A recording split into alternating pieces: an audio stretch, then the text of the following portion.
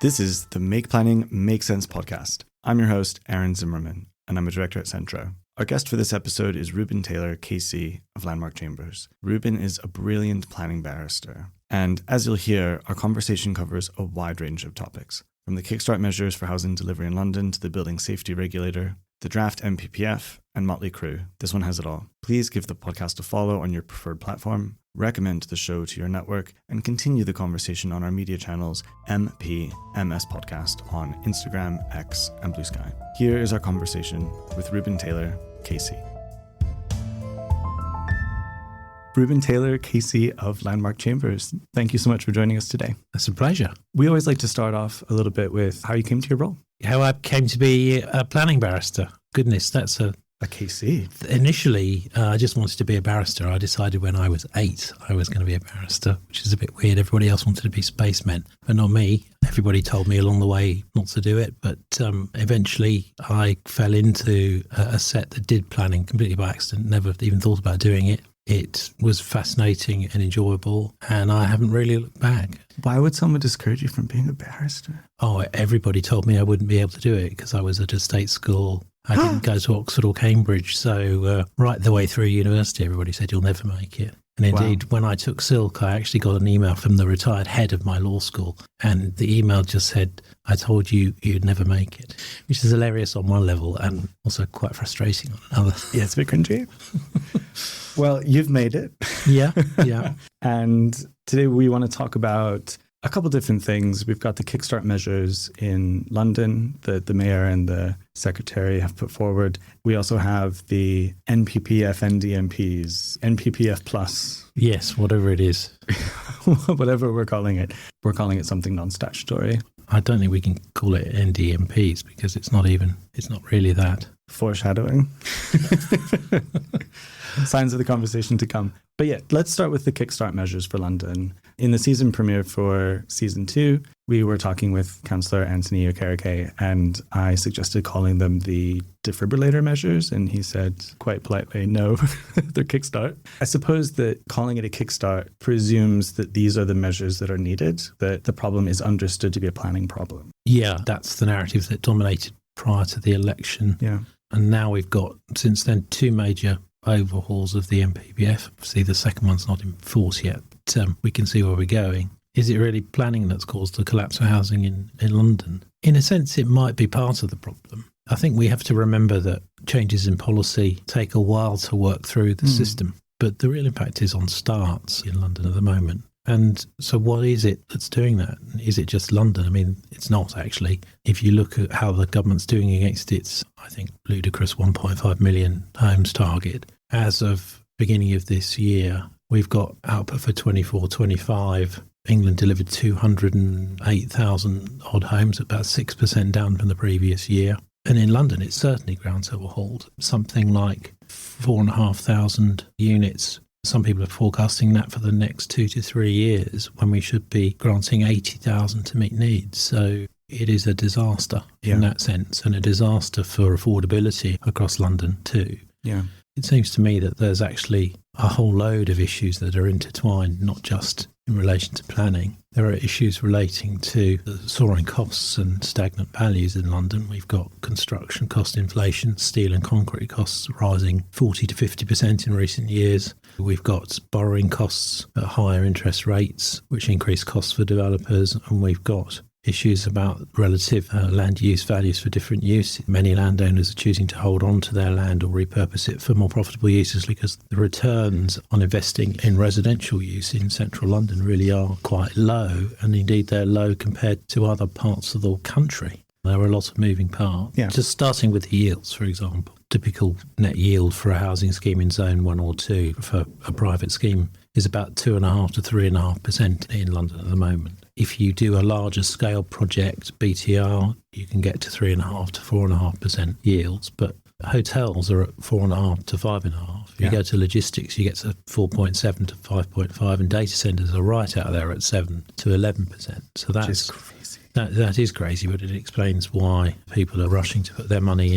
into that particular market. But if you look at BTR in Leeds, Birmingham, Manchester, the numbers are significantly different. So Leeds, it's 4.9 to 5.3. Birmingham, 4.7 to 5.1, and Manchester are looking 4.8 to 5.2. So if you're an investor at the moment, you're certainly not going to be looking to invest in a private scheme in zones 1 and 2 in London. Yeah. That result, I think, explains in large part some of the issues that we're facing.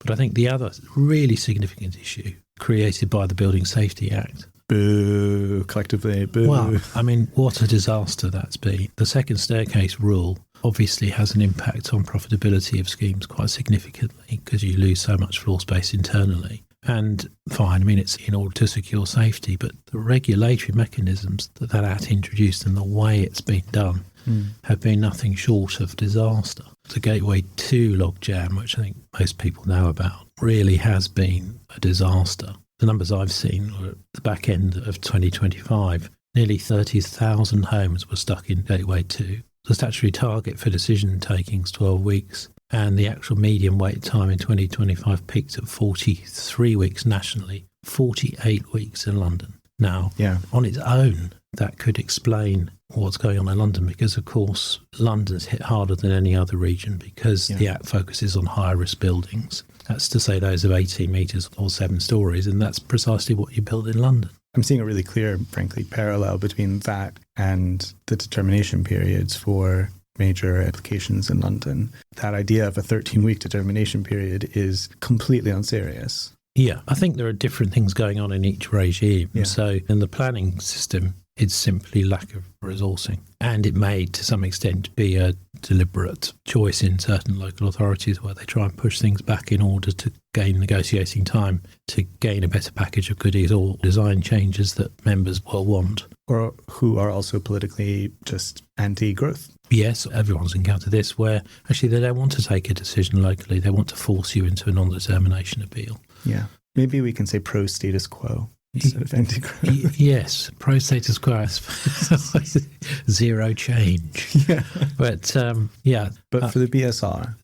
I think it was just incompetence in the way the system was set up, the way it was designed. It just wasn't set up with any kind of experience of what the likely processes were going to involve. One of the issues that has been experienced, apart from the extended timelines, was that the early data from applications showed that about 75% of high-rise applications failed to meet the required standards on the first attempt. Mm-hmm.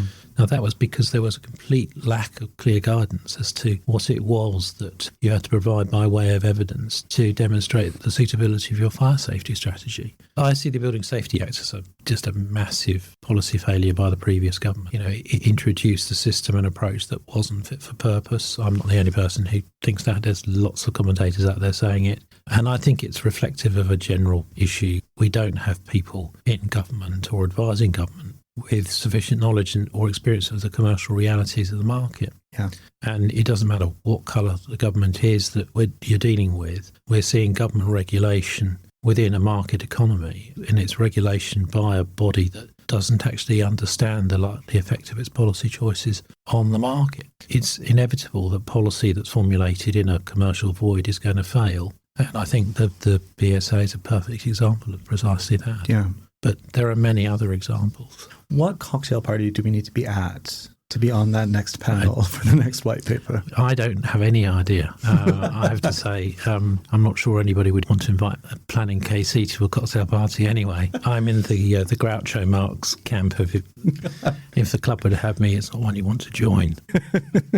Dear. But seriously, I think Gateway 2 really has been disastrous, and those numbers really speak for themselves. Yeah. To be fair, it's been recognised as a problem. The delays were labelled in a House of Lords Select Committee in December as being unacceptable. Yeah, I think we can all agree with that. But there have been some changes. So they've established an innovation unit, which is a sort of fast-track team to try and bring decision times down to 9 to 13 weeks for the best-in-class applications. Now, bear in mind that the target is that all applications should be 12 weeks. They're already changing their targets. So already they've said, we're not going to fix this in general, but we're going to create a two-tiered approach. Yes. What does a best-in-class application mean? Well, quite have no idea. It went to Eton. I know some Etonians now, and I'm not going to say anything. So but the second thing they're doing is introducing the concept of an approval with requirements, and that basically shifts the regulator away from a pass-fail model to one where effectively a much larger percentage of approvals will be granted with conditions that will allow work to start while further technical details of the fire safety issues are finalised. So you can actually put a spade in the ground. it just sounds like planning again. Like, what an organizational one-trick pony. Yeah. Again, I mean, I don't know what counts as a minor technical detail that you can resolve later. Yeah. The third thing they're doing, and I think this really is a fudge just to improve the number of starts, so the stats change, is they're introducing a policy reset that allows developers to apply for Gateway 2 in stages, so you can do just the foundations first and then other bits later. A bit of a punt to at least allow technical lawful implementation. Yeah. The digging of trenches, etc. Yeah, I think that's right. Are you aware of any particular impetus in government to take a wholesale approach to revision as well? I'm not, and that's the concern. I think that they're going to try and do their best to change the system that they've got and try and make it run. But again, in doing so, are they really taking into account the commercial realities? A 40-week delay on a £100 million project. I mean, how many millions does that add to the cost? Yeah. And in a situation where viability is already tight, that's the difference between profitability and not. And that's the difference then between whether a spade goes in the ground at all, because it determines whether you're going to get any investment. And that's what I mean about the gap between the policymakers and the recognition of the commercial consequences of the policy.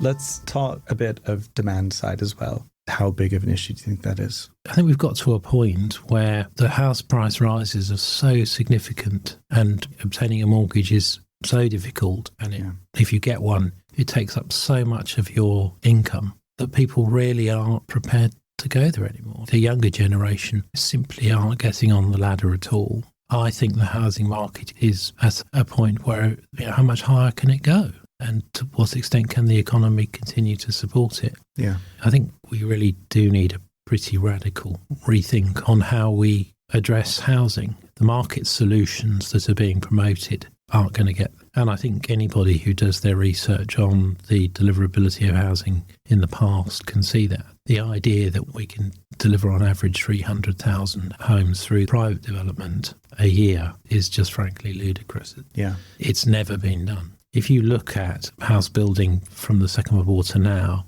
there's a great graph I've seen that shows private delivery and public sector delivery over time.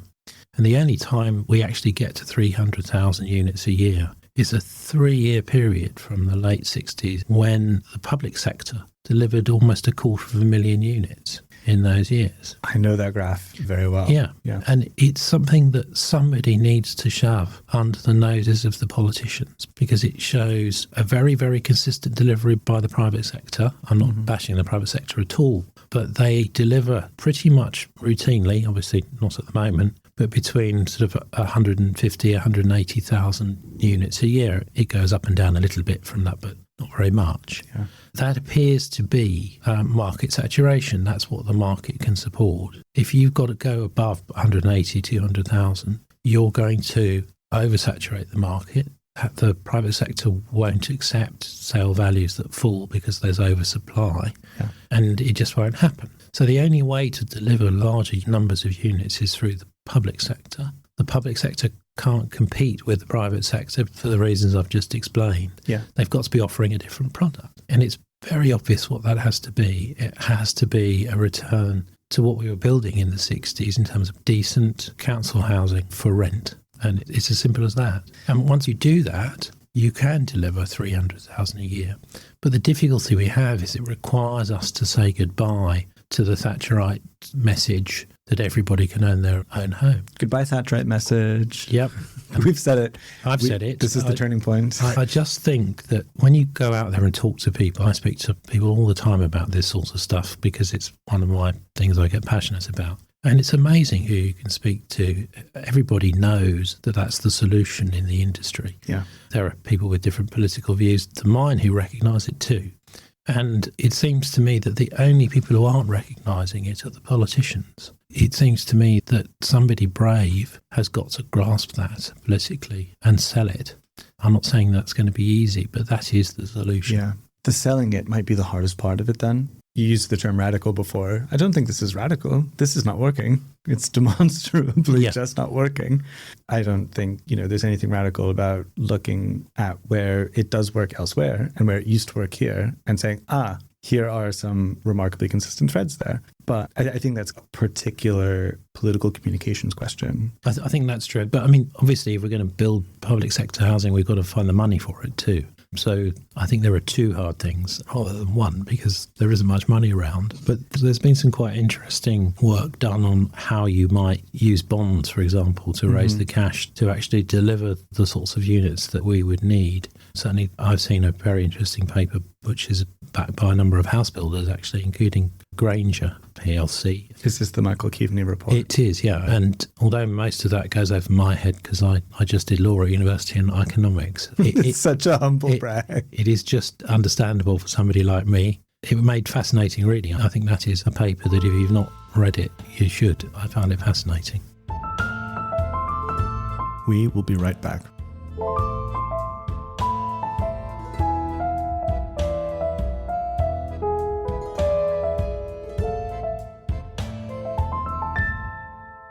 Is there anything else that is likely restraining housing delivery in London beyond planning and the other factors we've discussed?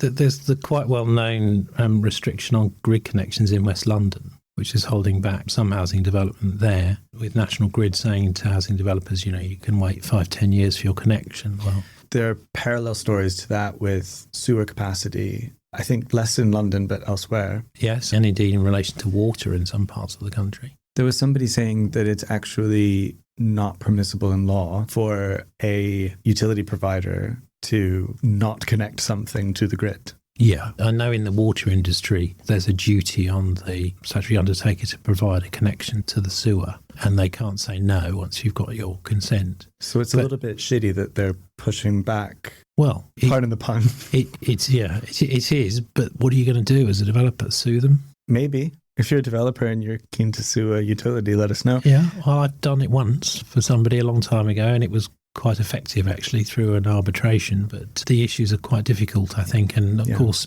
it takes years to go through the courts. By the time you've got a decision in the court, they've probably connected you. But so there's that. There's another interesting statistic I saw, which was about the change in attitudes in people investing in London. Off-plan sales, for example, have plummeted really significantly by 90% compared to data in 2014. So over a 10-year period, effectively, we've seen a 90% drop in off-plan sales. That's quite an interesting stat because it covers a shift in time pre-Brexit, post-Brexit, whether Brexit's having an impact in terms of people's attitude to investing in the UK. I mean, I live in a development that's effectively one city block. There's all of the market housing, there's my shared ownership bit, there's the social rented bit. I actually, at some point, need to talk on the podcast about the fact that I live in a shared ownership flat. I make more than twice the London average wage. And I only comfortably qualify for a shared ownership flat with the interest rates being what they are. I'm fine, but I'm not saving. No. I'm not staircasing. No.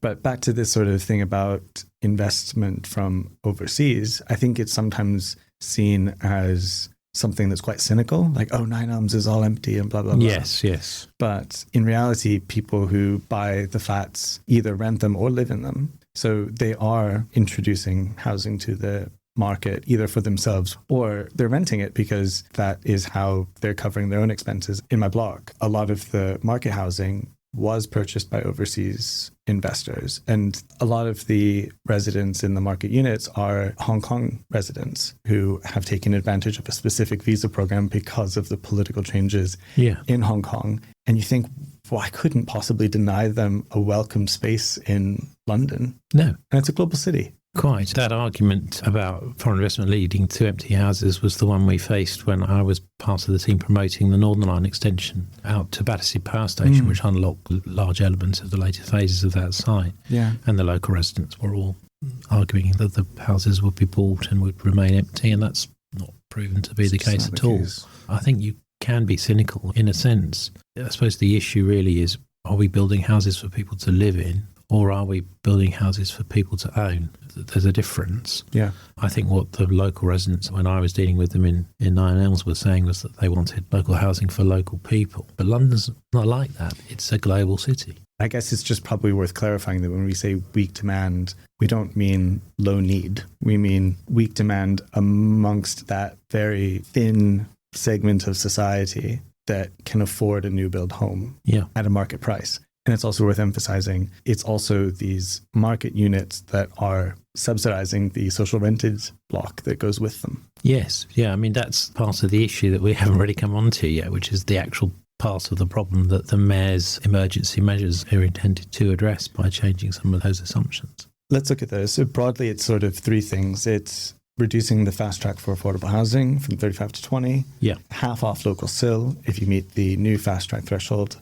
And half of the S106 affordable units will be eligible for grant funding. There's also, I don't really want to call it a fourth pillar because I think it'll be really patchy the way that it plays into decision making. But then there's also the sort of clarification on how much weight should be placed on certain design standards and expectations. Double aspect units and the like. Units per corporate floor. Yeah. Yeah. So let's set the planning stuff to one side, because they also came out with that statement last year that said, guys, all of our guidance is just guidance and you should look at it in the round. You shouldn't be treating it as checklists, which has always been the case anyway. But let's set that aside as something that may or may not filter strongly into decision making and design. If we look at just the first three things, those three in combination are more market interventions than planning interventions in a way. Yeah, they are, definitely. They're all designed to change the balance in terms of viability. And there's no doubt that they'll make a difference on some schemes. But how many schemes are they likely to impact? I mean, I've seen some figures suggesting that the change to the 20% target will unlock around about 15 to 20,000 stalled units. Put that in the context of a need of 80,000, and it's a drop in the ocean. Yeah. SIL relief, some people are identifying that might improve profit margins by small percentages, 2-3%. Yeah. The design issues, to what extent are they going to actually lower building costs? 8%, maybe 10% if you're lucky? That sounds pretty high to me. These are changes that are no doubt helpful. They will certainly help to increase housing starts compared to if they weren't introduced. But they are not going on their own to result in, what was the phrase you used before, a kickstart? Defibrillation. Yeah, we're not quite in the kickstart situation. Just using that phrase is making me think about Mötley Crüe. Kickstart my heart. But anyway. I'm thinking of this song that was covered by the singer Gordy called Avant Gardener. It's a song about somebody who's having a panic attack. And then she gets adrenaline to the heart when the ambulance comes. And she says, I feel like Uma Thurman post-overdose and Kickstart. Yeah. So I'm picturing a syringe of adrenaline going into somebody's chest. That actually was the story behind Kickstart My Heart by Mötley Crüe. So. All of a sudden, defibrillate sounds like a nicer word for it. It does, doesn't it? But yes. If we look at it in the current context as well, unless the development is a genuinely big development, we're talking opportunity areas, even 20% affordable on-site provision isn't something that we see. We see a lot of developments coming forward with zero on-site affordable provision, and that's the agreed viability position with the LPA. In that sense, if we look at these changes in the context of medium-sized major development, it's almost like the 20% on-site affordable provision is a stick more than a carrot, and then you get the trade-off of the reduced SIL and some grant funding. My guess is that when we have all of the post-Kickstart data, there's probably going to be a range of the number of units in the development where it starts to be helpful. But up until that point, it won't be. Yes, I actually got a situation exactly in that territory at the moment where I've got a developer who's partway through the build and has realised that he can't actually find an RP to take his affordable units, and the build stalled for various reasons. We've got to 5 years since the 106 and we've done an appeal because the local authority refused to accept that the viability assessment demonstrated that affordable housing was not something that could be delivered on a profitable basis. Interestingly, if you look at the government's consultation paper that came out with the NPPF, there is actually a whole section on how the government expects local authorities in dealing with the sort of applications that I'm currently dealing with to scrutinise carefully the viability assessment. In our particular case, they didn't even get any independent advice, but anyway, we'll deal with that on appeal. You see these things, but there are local authorities out there that are just sticking to their guns on the requirement for affordable housing, even on relatively small schemes. Yeah. And as a result, they're stopping any housing coming forward. As though viability weren't already scrutinised heavily. Yeah, well, quite. I mean, it does just make you weep sometimes. Yeah. Many local authorities, I think, are not recognising again the commercial reality that we're in, and they are blocking housing from coming forward at all. Obviously, we need affordable housing, we need social homes, that would be great. But the mechanisms we've got aren't delivering that at the moment because of the viability situation. And so surely it's better to have some homes than none. Yeah. We had Richard Ashdown at ULL on the podcast in season 1, and he said that he thinks it's a real shame that so much of the UK planning system has been set up around the ability for RPs to acquire affordable units, and they turn their noses up at it. And then the RPs say it just doesn't work for us. Yes. And then Homes England and the GLA say, well, we don't want to grant fund affordable for S106 schemes. So we're chipping away at that a little bit with the Kickstart measures, but it would just be such a release in this dam if RPs were actually obligated to acquire affordable units and government funded the grant appropriately. Yeah. So it just became a non-ething issue. Yeah. The difficulty we've got at the moment is that RPs have to run not at a loss themselves. So they look at the viability from their perspective, and unless you've got a certain scale of affordable provision on a site, they are turning their noses up at the moment. And that's exactly what's happened to the client on my case I was referring to a few moments ago. But I think particularly for the small to sort of small, medium size scheme where they just are not interested at all, that is going to affect things going forward. And particularly when you see the new NPPF has that requirement for a certain percentage of sites to be on smaller sites, so that when you allocate your sites in your development plan, you don't put all your eggs in one basket. Well, that's fine. But that's a significant intervention in a market. Is everybody going to be able to identify those sorts of sites? And if they do, are the RPs actually going to take the affordable housing on them? Yeah. So there needs to be more grant funding for sure. Again, not news, right? We've got to find yet more money. Well, I guess this is the terrible sort of boa constrictor that we find wrapped around us as everything becomes more expensive because of constrained supply and because of low delivery. The ability for us to return to some sort of virtuous cycle economically becomes more difficult and more expensive. Yeah, but I suppose it's how we prioritise our resources. There is a school of thought that thinks that actually the housing crisis and the need for housing is a prime area for investment from the state, because if we suddenly invested very heavily through the sorts of bond type issue, you create A, housing, and B, enormous jobs and supply chain benefits. I'm again showing my true colours and my Keynesian leanings. But it's not complicated, guys. No, I don't think it is. I really don't think it is. It's worked every time a major economy's tried it. So why not us? I think that's where we have to go. Thank you. Why not? No questions? Why not? No further questions? I mean, something's got to give here. And as I said before, the private sector is not the answer. It's great. It does a really fantastic job and has done decade after decade after decade. But it cannot deliver the amount of housing that we need in this country. Yeah, no, I completely agree.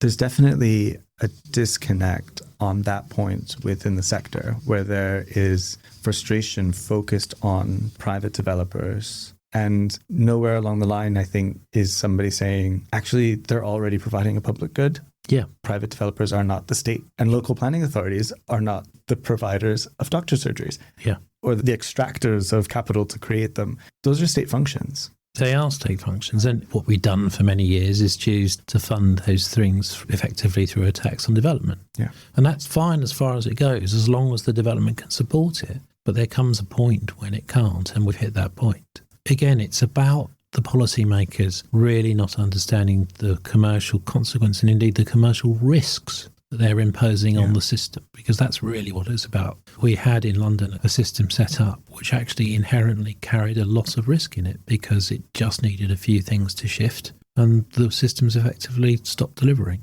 But we can see it again even in the new NPPF, the shift in the presumption on sustainable development so that everything on green and on brownfield land gets the benefit of the presumption if you're in a settlement. For me, that's quite interesting because that's a policy focus that really shifts things onto brownfield sites. But it's the brownfield sites that are not coming forward because of the viability issues associated with constructing on them. You've only got to go to somewhere like Newcastle. Newcastle has loads of brownfield sites. It's been trying to sort them out for years, but it can't meet its housing land supply on brownfield sites because the return on a property in Newcastle, because prices are so low, is small, and it can't cover the remediation costs without grant funding from central government. And as a result, in their local plans, they're releasing greenfield, greenbelt land when they've got sites in town that they could use. Again, that's a disconnect between the policy approach and the commercial realities. So you mentioned this disparity in policy preference between greenfield and brownfield development and sort of the weight of a presumption in favor of granting permission that those two would have. There's also the provision for a similar presumption for new development near train stations. That's probably going to drive a lot of people in greenbelt villages crazy.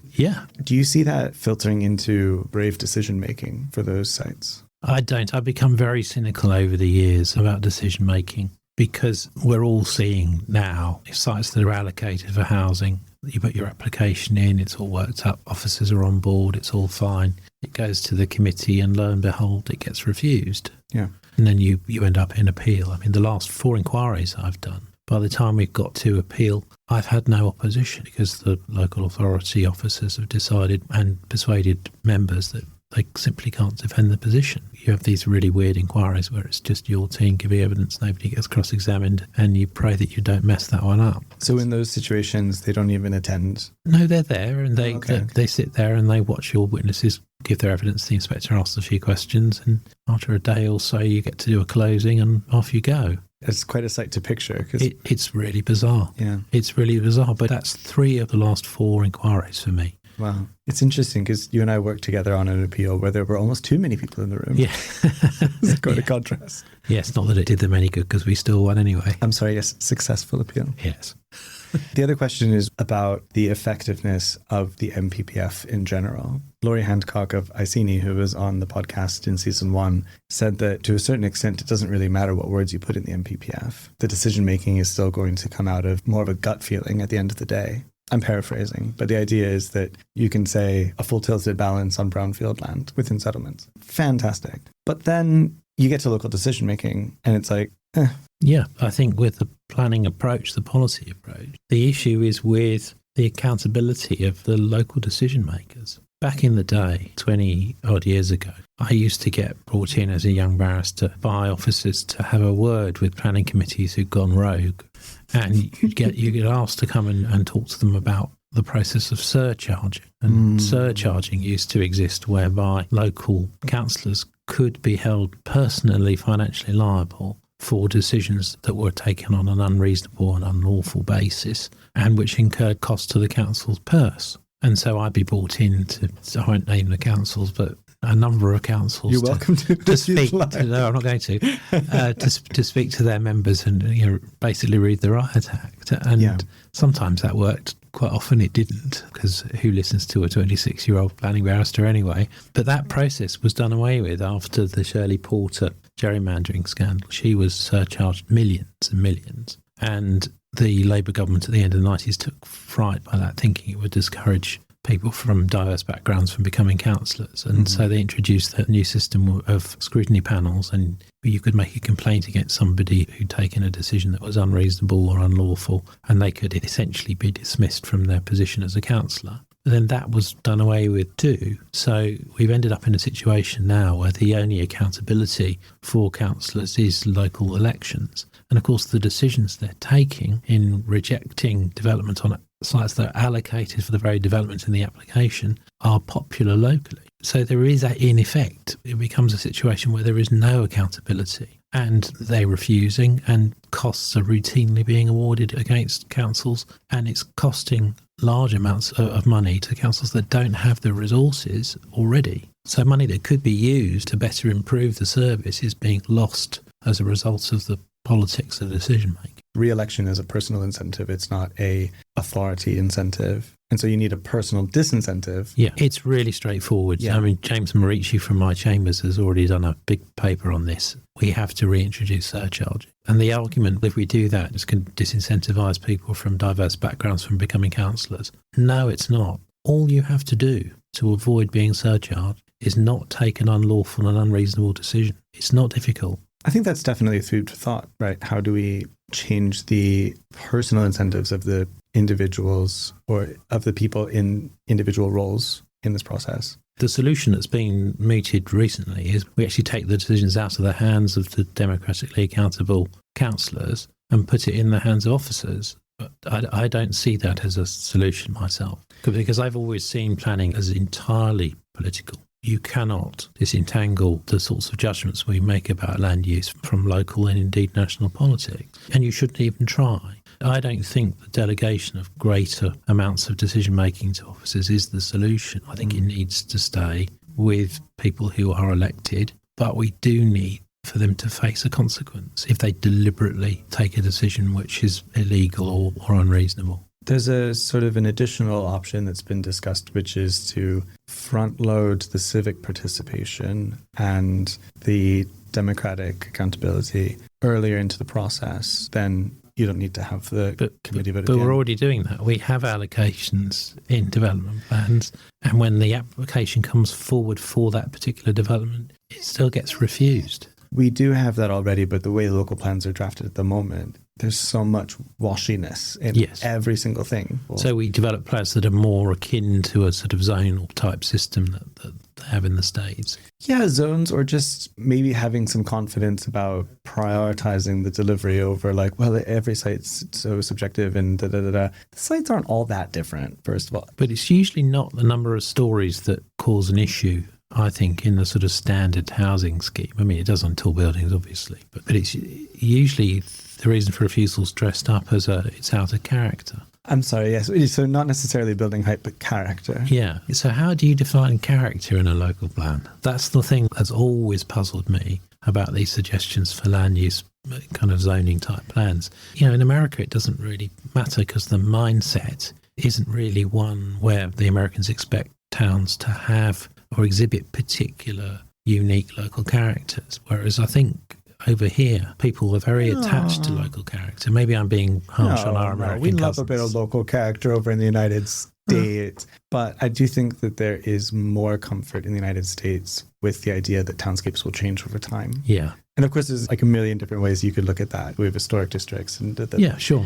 But in the UK context, keeping in character with the local area is frequently interpreted at the officer level as it cannot change the character of the area. That is completely stifling when we also have this strengthening presumption of redevelopment of brownfield land. We want to focus delivering on existing settlements. But then you get into a pre-app and it really does come down to like commentary that a 4-story building next to an existing 4-story building will be monolithic. And you think, no. It's right next to a tube station. But this is exactly where we should be building. This is my point about the zoning approach. There's a different mindset, I think, in the UK that makes the use of a zoning plan very problematic. I think it's very understandable why it hasn't been adopted or explored in sort of a more aggressive way so far, for sure. That's a broad question for the industry. Is town planning an aesthetic exercise or is it an outcomes-oriented exercise? Yeah. And it's both, of course, but what is the priority amongst those? Yes. In a sense, that's the nub of the whole process, isn't it? It's how do we deliver something which society views as acceptable, but in a way which the private sector can afford to build. Do you think that there's also this element of what people are accustomed to? Different residents of different boroughs in London will have different tolerance for development that allows the townscape to evolve in character. Yeah, my experience is, in effect, the posher the place you're in, the more restrictive the approach is to planning applications. No matter where you are, no matter what inquiry you're at, it's pretty rare to have anybody in the room objecting who's under the age of 50, 55. As a result, you get a very particular view, particularly on something like a solar farm where it's all about climate change. You're getting a view from a generation which doesn't really engage in climate change in the same way as, say, a younger generation does. We do need to try and institute some processes that mean that the younger generation's voice is heard more loudly, I think. The trade press on solar farms is bananas. Hats off to MHCLG and this government for saying this is national infrastructure, and then they're just making it rain consents. Some of the case law that I've read on it and some of the trade press, though, talks about these issues like reversibility. Like, guys, you could just take them out of the ground. Like, it's just a field. Oh, if only it were that simple. Is there more to it? Oh, yeah. When you take the leg of a panel out of the ground, you can disturb in a way that's much more significant, and archaeology around it. We have all sorts of fascinating discussions about things like that. Okay, so archaeology is a little bit different, that's fair. But I'm picturing it in the way of the ability for that field to return to productive agricultural use. That's an emerging area. I was reading only last week a really fascinating report by the University of Lancaster that's done some work on the reversibility of effects on the ground conditions, and basically concludes that if you do it in the right way, you can actually improve the ground at the end of your solar farm. Damn. And the other thing that comes up is national security food supply. Yeah. 2/3 of food in the United Kingdom is imported already. Like, guys, look behind you. I think we grow 60% and 40% comes in, from what I remember. But anyway, we're dependent, very largely dependent on imported food. Yeah. But it's been that way for centuries. We were reliant on Canadian wheat in the 1870s, 1880s. Yeah. There's a reason that all the Christmas desserts have orange in them, right? Indeed. The food issues, I think, are interesting. And clearly there's a need to protect our ability to have functioning, viable agriculture in the country. Yeah. And the amount of land that we're giving over to solar potentially to hit our targets is significant. But if it really is reversible, then do we really need to worry about it? If we got into a situation where we suddenly needed to remove solar and grow food instead, because that's the policy decision, that could be done. Another topic for another day, perhaps. Indeed, yeah. Well, this is the joy of planning. We all get to think about all these amazing issues. That's one of the reasons I've loved it for the entire 35 years I've been doing it. Me too. I think that's a good place to end. Okay. Reuben Taylor, KC. All right. Thank you so much for joining us. It's been a pleasure. Thank you for joining us for another episode of Make Planning Make Sense. Please do give the show a follow, and please share the show to keep the conversation going and the community growing. Find us on Instagram, X, and Blue Sky at MPMS Podcast, or write to us at podcast@centroplan.co.uk. Make Planning Make Sense is presented by Centro Planning Consultancy and recorded in beautiful London, England. Its executive producer is me, Aaron Zimmerman. Marketing and promotion by our colleague Rhys Raymond. Graphic design by our colleague Miriam Malaxi. Music by Joseph McDade. From all of us here at Centro, thanks again for listening.